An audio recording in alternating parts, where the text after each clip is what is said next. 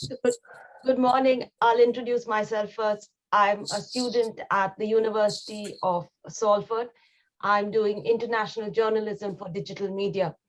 And I met you at the CAFOD webinar on Syria 10 years on. And I wanted to know more about what your organization does in Lebanon. And I'm writing about education in areas of conflict and crisis. And when I heard you speak at the webinar, I was very touched by your story and what you do. So that's why I contacted you and said, would you talk to me and tell me your story? Oh, thank you. Thank you very much. 10 years on, it's very hard to get people's attention to our cause and our story. I'm sorry about the noise. My kids are learning from home. Another challenge of COVID is working from home and having kids who are learning from home also. So I was very happy that you guys were interested and that you joined the webinar, because a lot of times the reaction is it's been 10 years.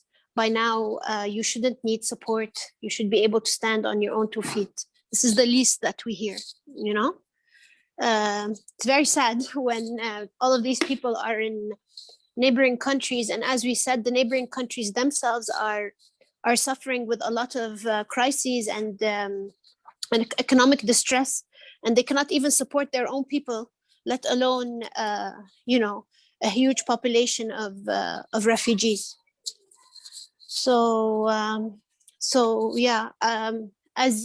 As you heard in the webinar, I'm Syrian myself. I was living in Lebanon with my husband at the time when the revolution broke out, and basically we started this work, thinking it would be a couple of months, and then everything, the regime would fall and everything would go not back to normal, but we would be able to make that change that we were trying to instigate.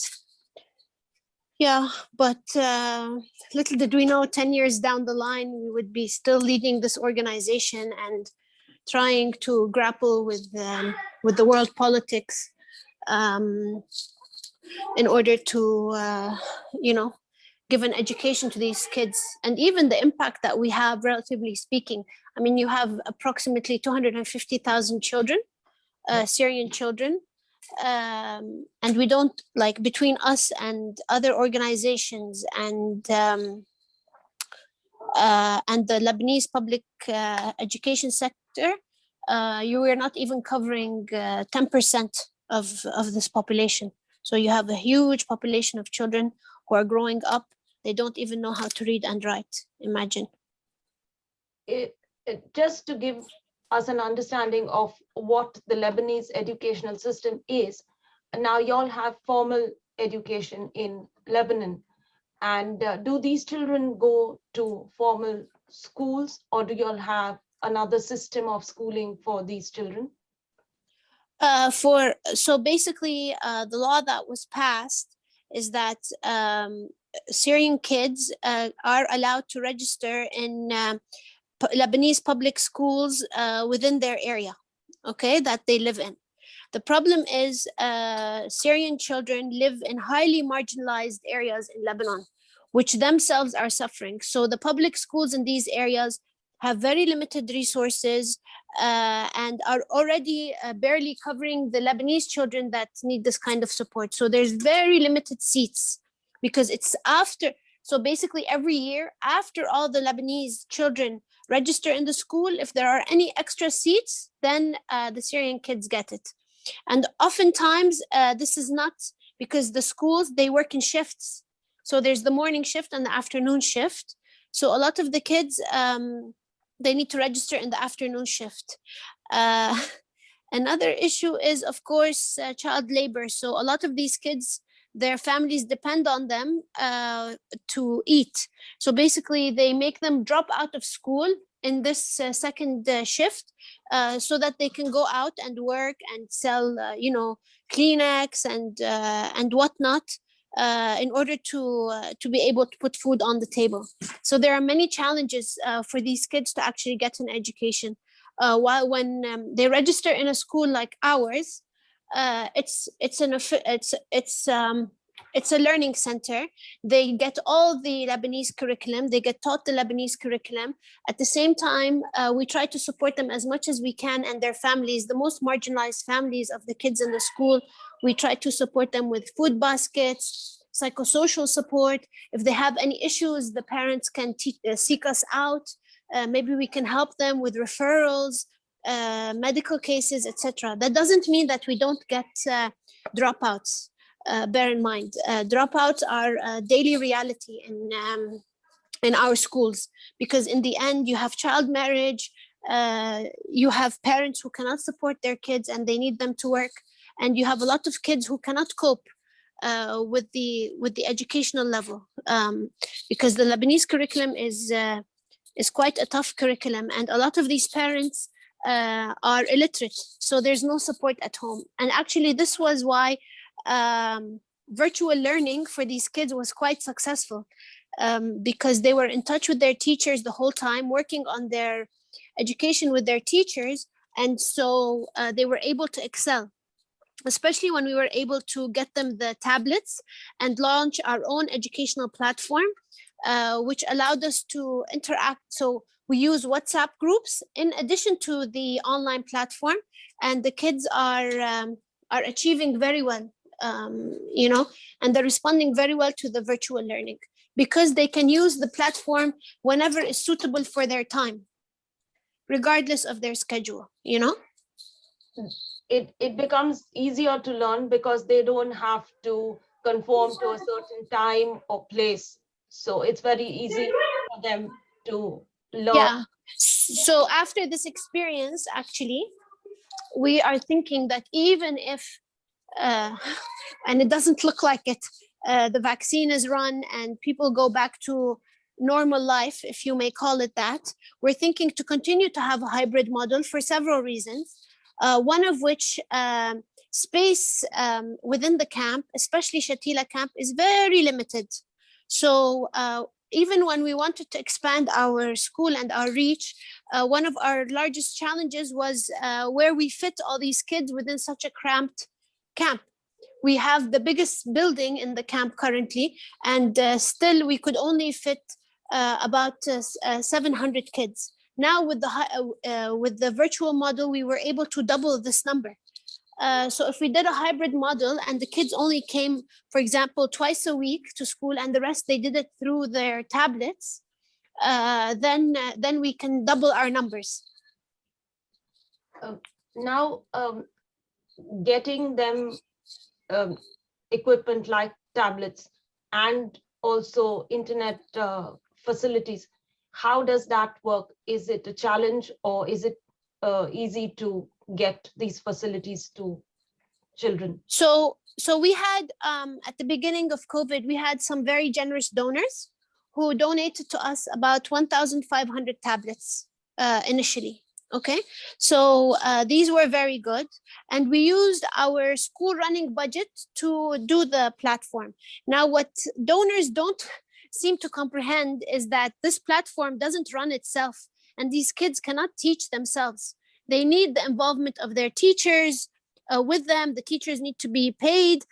We need to consistently create new material for the platform. And so now when I say our Biqa school doesn't have a budget as of August, it's the running cost of the school.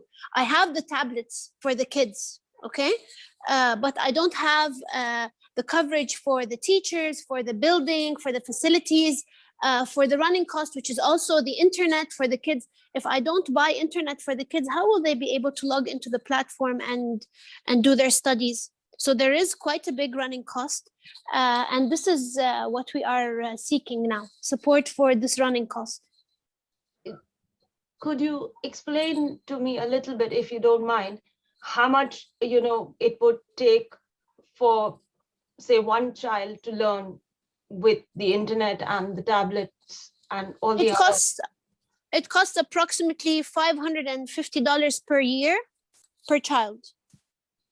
to educate a child. And But that's an overall, because you have these people who very generously want to sponsor a child. At this point, it's not about sponsoring a child, because at this point I need to secure the basic overhead, that basic sum, and then we can add more kids, because right now I don't have the base secured. But if we were to divide the number overall, it would be approximately $550 per child.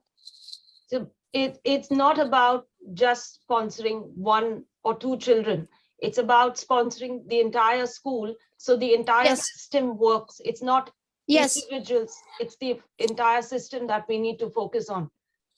exactly. Now, it doesn't have to be one donor. Like, for example, our Shatila school, when we grew it to 1,300 kids, our first core donor was covering 700 kids.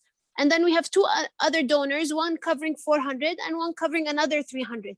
So it doesn't have to be one donor, but you have to have those big donors who are, willing to put in that big money in order to keep the school running. And what about education for girls or children that are specially abled? That must be a challenge as well. Definitely. Now, actually, we have a large number of our kids who are girls. And I'm sorry to be stereotypical, but we tend to find that the girls are much better on the education level than boys. Our problem comes when they become teenagers and their parents want to marry them off. This is when we face the challenge. And of course, for later education, because no matter how well you achieve educationally as a refugee, you will not be able to have, because there's no free secondary education or university education. So, and even if they were able to pay for secondary education and college, most of the highly delivering jobs, they're not allowed to practice them. So they're not allowed to be pharmacists, doctors, dentists, etc. Refugees are not allowed to practice these. Even the people who arrived from Syria with degrees in medicine and pharmacy, etc., they're not allowed to legally practice in Lebanon. And is there some way that the government would change that law, or help these people make use of the experience they already have? We continue to advocate for this, but of course we understand the challenge for them as a country, because in the end, Lebanon is quite a small country. They have a high number per capita of doctors, and they want to guard their doctors. So we actually, I could send you my speech that I did at Brussels conference for Syria and the neighboring countries. And this is what we were calling for. We were advocating for opportunities for secondary and vocational education, educational programs that integrate the technology into their curricula, protection and social services into the curricula, which are very important to deal with the underlying issues. So basically, and we also need to integrate children with disabilities into our educational system also, because in the end, they also need to strive in this highly difficult society and situation. And another question I would like to ask is that you mentioned about internet facilities that you all have to provide for your children.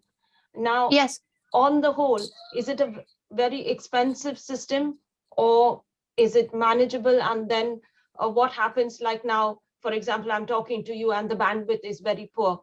So then what happens to their learning? So basically, that's the whole idea behind the platform. The platform is not live lessons, so they don't need to consume such a high level of bandwidth, but they need to be online in order to download the lessons and to submit their work. Okay, Okay. and they also need data, because in case they need to use the WhatsApp to talk to their teacher and ask questions and follow up. But there's no need for very high bandwidth, because it's not like our kids in the private schools that are having private and live Zoom classes and Google Meet Zoom classes. It doesn't work like that. No, that would be extremely expensive and very difficult to come by in the camps anyways. But still, the cost of internet for them as people who are living in extreme poverty, this is a huge cost, huge cost for them. Yeah, because here in the West, we take an internet connection for granted, literally. Many people do not understand that how valuable an internet connection is, and also the expense behind it. For us, it's just a click of a button or just a touch of the phone and you've got an internet connection. Exactly. That's the thing. In Lebanon, not only for refugees, but for everybody, electricity, internet, water, it's all a very expensive, luxury to come by. It's not, it's the situation of the country and the infrastructure of the country. And do y'all have funding and y'all have donors? Have y'all also developed some models where y'all are developing your own ways of funding yourself, like a self-funding model? Not yet, unfortunately. This is something that we are striving to develop. But anyways, if we were to develop any kind of income generating operation, which is something that we're working on now, it would never be able to cover. It would maybe cover some of our core costs, which donors don't want to cover, and core expenses, because we run a very large operation. But it would not be able to cover projects like the schools, the vocational trainings, the psychosocial support. These always need the support of nations and large INGOs. Do y'all have some, like you spoke just now about vocational training, so especially for women to be able to become more independent, do y'all have small initiatives which help them do something that they could be make themselves feel more confident and independent in that sense? Definitely, we have vocational trainings. We have small grants programs that support small businesses within the camp, in order for people to be able to grow and sustain themselves. And we have cash for work schemes, especially now after the Beirut explosion. We have cash for work schemes also to be able to help the communities that were most impacted by the Beirut explosion, for them to rebuild their own areas through cash for work. And you spoke of women who did embroidery, and y'all had launched a small business using the skills of embroidery to sell a few items. Yes. We have the studio, which is actually the business that we're trying to develop into a for-profit business. It was supported by donors. It's kind of a vocational training. We train women in embroidery and sewing, and then we go on to sell the products that they produce. So that's actually one of the businesses that we're trying to turn into a for-profit business, and not to be dependent on donors anymore in order to sustain it. And how successful have you all been so far? Actually, we were on the road to success, but unfortunately, due to the economic decline in Lebanon and the collapse of the currency, this was held up, because we were paying people in dollars, and the currency in Lebanon was collapsing, so it didn't make much sense. So what we're doing right now is we're restructuring this business to allow it to survive through this very difficult time in the country. And would you mind telling me why you must be having a lot of challenges, but there must be a lot of success stories with your students as well? Definitely, it's what keeps us going. The success stories and the happy stories of people who are thriving, who were able to adapt and integrate into the society, people who have a better quality of life because of our work. This is what keeps you going, because what else would keep you going after a conflict of 10 years where so many lives were lost and on so many levels. It's the success stories, it's the difference that you make in people's lives. And I asked you a little while ago about education for girls. And we know Yes. in Lebanon and so many other countries, yes, women are brighter, they can do more, they can achieve more. But usually the question of them not being educated at all or child marriage comes into the picture. And it's sometimes very difficult to convince parents that, just as their sons, their daughters also require education. Is that a challenge, or are people, are parents willing to send their daughters to school?